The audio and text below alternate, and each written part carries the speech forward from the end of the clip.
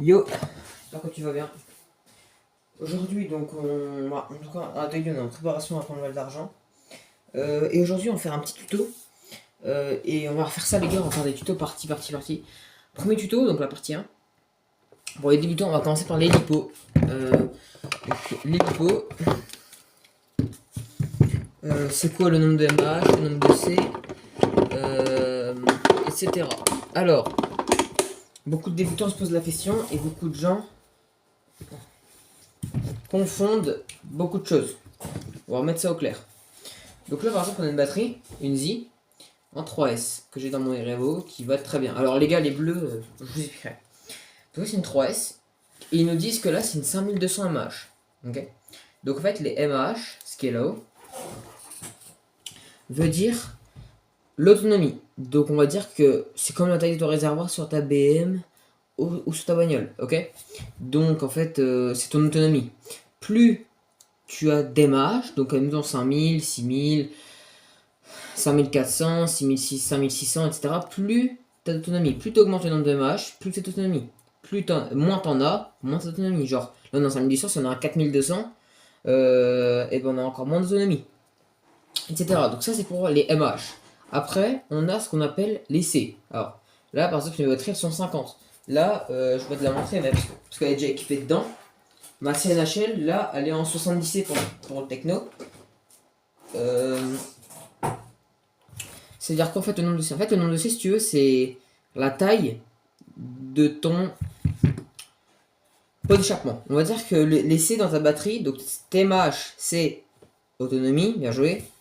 50C, les C, c'est la taille de ton pot d'échappement. Donc, plus tu as de C, on va dire que plus ton pot d'échappement est gros. Donc, en fait, quand ton variateur, si tu veux, va demander de la puissance pour donner au vario, et ben en fait, le vario va servir dans l'essai. En fait, plus il y en a, si tu veux, et plus. En fait, c'est compliqué à expliquer, mais on va dire que plus t'as de C, plus t'as de la patate. Donc en fait, quand ton vario va demander, les C vont vite sortir par le pot, et ça évitera. En fait, si tu veux, il y aura de la patate dans ta batterie. On va faire un exemple simple. Donc, t'as ton pot d'échappement, t'as ton vario, donc t'allumes ta voiture, tu fais une ligne droite, ou tu fais un backflip. Ton vario, enfin le moteur va demander au vario de prendre des C, donc de la patate, il va servir dans la batterie ce qu'il faut. Si t'en as pas assez, la batterie va gonfler. Comme là, 25 c'est nul. Ça n'a pas assez de C, ça gonfle. Ça c'est bien pour des petites voitures, genre Carson. Obitech. Le 25C c'est pas beaucoup. Surtout pour un engin de 4 kg, ça commence à faire. Il commence à tirer dedans les bacs, les doubles, les triples. Bref. Donc ton vario va demander. Et en fait, les C vont pouvoir venir dans le vario, si tu veux, quand le vario va demander, ils vont pouvoir s'enlever. Donc, si tu veux, ça va être la patate. Moins t'as de C, moins t'as de patate, plus t'as de C, plus t'as de la patate, parce que, si tu veux, ton taux de décharge va pouvoir passer dans le trou, en fait. On va faire ça, là. Voilà. Donc les C, en fait, c'est ton pot d'échappement.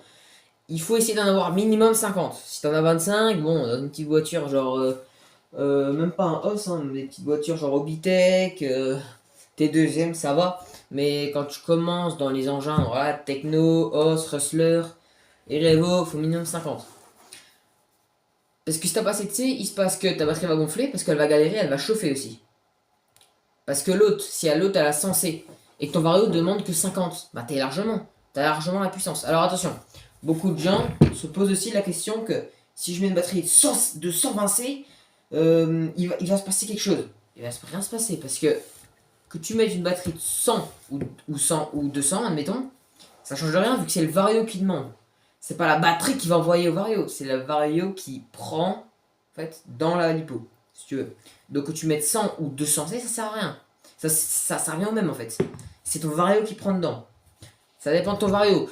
Si on prend les exemples des Max 8 G2 S, ils tapent au fond des lipos.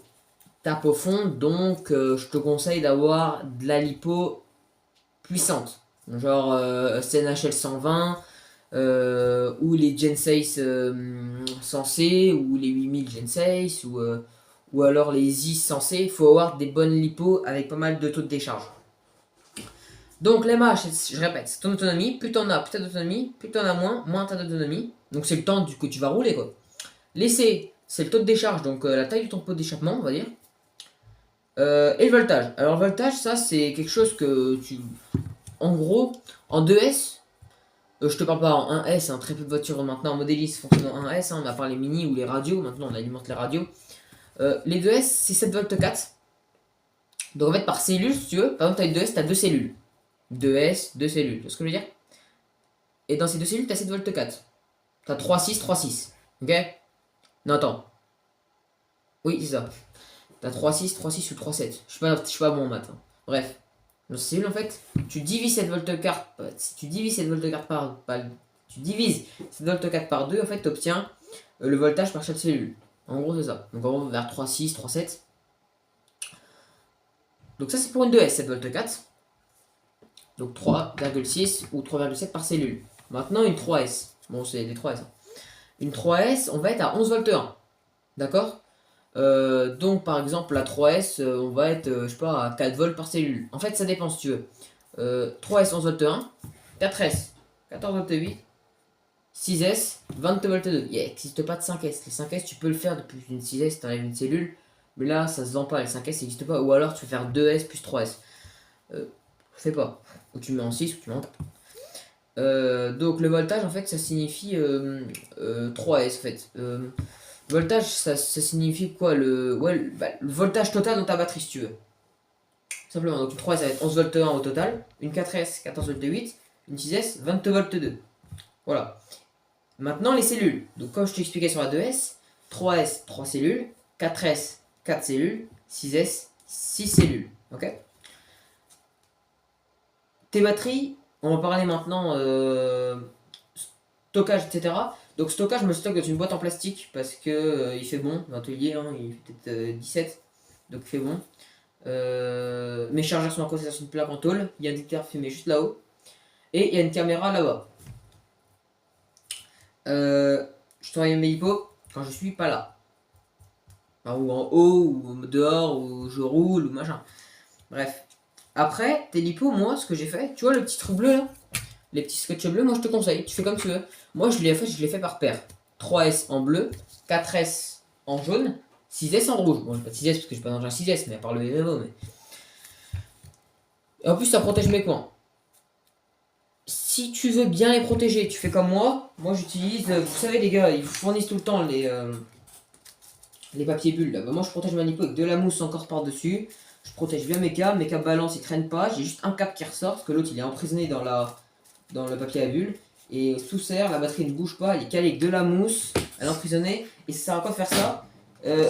Ça paraît con, hein, mais ça protège ton lipo. Tu auras une bien meilleure durée de vie et tes lipos seront en bien meilleur état. T'as un problème de garantie, je te jure, ta lipo est défoncée comme celle-là, tu vois, où t'as perdu un peu de matière, bah franchement, ils ne voudront pas la reprendre. Bon, après ça, c'est comme tu veux. Il y en a, ils utilisent la chambre à air. Excellente technique, les gars. Chambre à air, ça va très très bien, mais il faudra la place. Arma Mojave, tout ça, tu peux mettre de la chambre à air. Mais le Irevo ça passe pas. Le Techno ça peut peut-être passer, mais il en faut une fine. Le Os ça passe pas. Tu vois, il faut des gros bacs à batterie. Donc le Sledge ou voilà. X-Max. Max, ouais. Donc voilà, après il existe différentes marques en lipo. Donc il y a Cherbe, Z, Gensei, CNHL, un peu toutes les marques. Tu choisis en fonction de ton budget. Mais comme dit, essaye de prendre 4-5 000 mAh pour avoir de l'autonomie. Essaye de prendre minimum 50 C pour avoir de la patate. Et surtout un taux de décharge qui sort. Et après, le voltage, ça dépend de ta batterie. Ça dépend de ta voiture. Et ça dépend de ta voiture. Si elle est en 6S, bah, tu mets 22 volts 2 ou tu mets 2 x 3S. Tu vois, ça dépend. Puis voilà. Tes câbles balance, tu fais gaffe, hein, tu peux les protéger, tu vois. Bon, ils ont eu la bonne idée de mettre un petit câble plastique, mais tu peux le cacher ou avec du scotch électrique, l'isolant électrique comme j'utilisais là. Tu protèges, tu veux protéger. Après, on parlait aussi des prises. Donc les prises qui est équipées sur vos engins.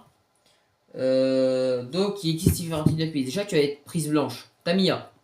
Ça va bien pour les petits engins, les mini. Genre les camions Tamiya, les kits. Après, t'as la DIN. Ça, c'est un peu mieux. Mais c'est toujours de la prise plate. Tu vois, à l'intérieur, t'as de la prise plate. Ça, Ça fond en 6S. Moi, ça n'a pas fondu, mais ça peut fondre. Donc, DIN, ça passe. Moi, mes préférés, c'est l'XT90. Donc, c'est les jaunes comme ça. Tu vois. Ça ne fond pas. Après, tu as les EC5. Après, voilà. Après, tu arrives dans les gros câbles pour les MCD XR5 16S ou les Raminator 36S. Bref, on peut parler de ça. Là, on est en loisir. Pas beaucoup de gens possèdent des Raminator en 36S. Aussi. Donc voilà, après tu as les accus de compétition, ou même loisir, où en fait tu plus de câble. C'est-à-dire que le câble il vient se brancher dans les prises tubes, on appelle ça. C'est des petits tubes en PK 4 mm ou 5 mm que tu vas brancher dedans. Alors ça c'est génial parce que tu peux enlever ta prise balance. Donc quand tu vas rouler, tu la poses et tu l'utilises pour changer. Donc ça évite de casser ta batterie. Et t'as que un câble qui sort aussi. Après tu as les shorties, pareil, des batteries de 93 mm maintenant. En shorty on arrive à faire du 93 mm. Donc 9,3 cm de long. Dans les mojards, on peut les aligner ou les surempiler si on veut faire du 12S. Pareil, on va parler des. Beaucoup de gens croient que plus tu mets de S, plus tu vas vite. Alors ça les gars, c'est une grosse erreur. Hein. Ça veut pas dire que je mets mon techno en 6S que je vais avoir plus de patates. Parce que si on prend un moteur, je sais pas... en fait, si tu veux, plus tu mets de S, comment dire, c'est pas forcément dire que plus tu mets de S, plus tu as de la puissance. Parce que généralement, quand tu as par exemple un X-Max ou un Outcast 8S, les V2, RC Mini moi, l'a mis en 12S. Pourquoi? Pour avoir plus d'autonomie, pour moins chauffer et moins taper dans les lipos. Parce que si tu veux, en fait, si tu mets un combo 12S, le moteur et le variateur, enfin surtout le moteur, il aura moins de mal à emmener la masse. Donc, moins de chauffe, plus d'autonomie, etc. Si tu mets par exemple, on va faire, là il y a un 2000 kV là dans le techno. Si tu mets un 1780 kV en 4S, puis une 17 comme là, sauf que là il est en 2000, donc 6S dans le techno, petit kV, 1700, on va dire 1700 kV, vario 6S, hein, tu auras une meilleure autonomie que celui-là. Pourquoi? Parce que tu as moins de kV. Tu descends en fait tes kV. Après, tu peux le rattraper sur le pignon. Tu peux gonfler le pignon hein, si tu veux mettre un pignon de 32. Tu vois.